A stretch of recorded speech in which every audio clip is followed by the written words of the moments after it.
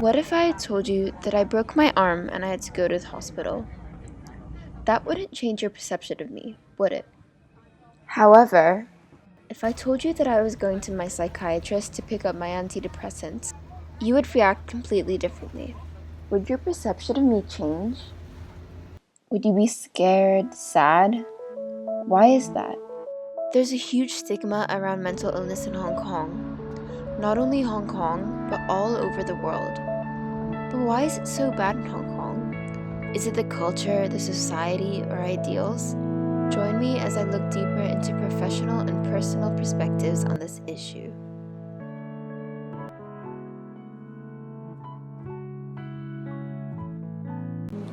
I think it's not just in Hong Kong, also sometimes the global concern is about people, what they perceive, people with mental health concern. On one hand, nowadays more people are concerning about mental wellness. But on the other hand, when they really have to encounter someone with mental health concern, maybe they have lots of doubts what to do with it.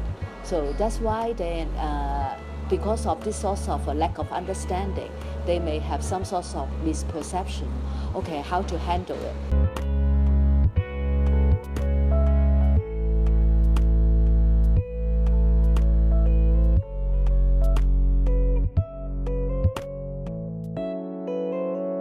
If you think that whether it's enough, if specifically for the mental health targets, it may not be enough.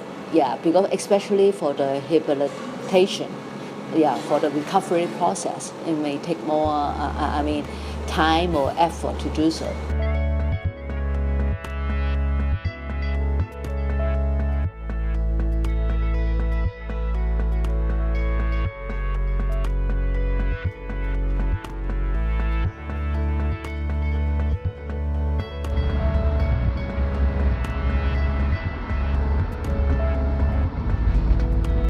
I think that the reason behind the enormous amount of stigma around mental health is partly due to the Hong Kong culture.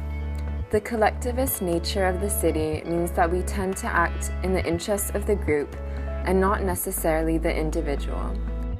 It's commonly believed in China that difficulties or misfortune in this current life are the consequences of misdeeds from the past.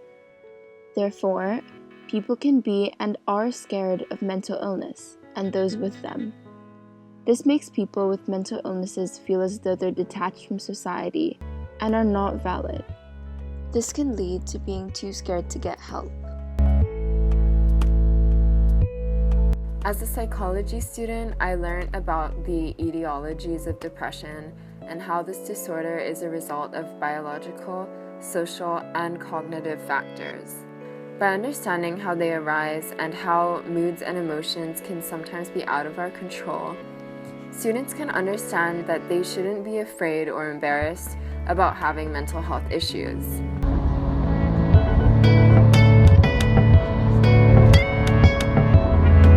They have some sorts of worries and fear. What will happen if the people with mental illness come to my community? So that's why it makes it harder.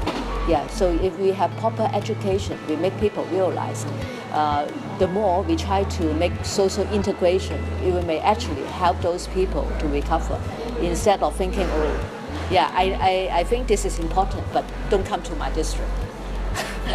If we make students aware that mental health isn't just being sensitive or dramatic, and we treat mental health like we do with other health problems, this might lessen the stigma.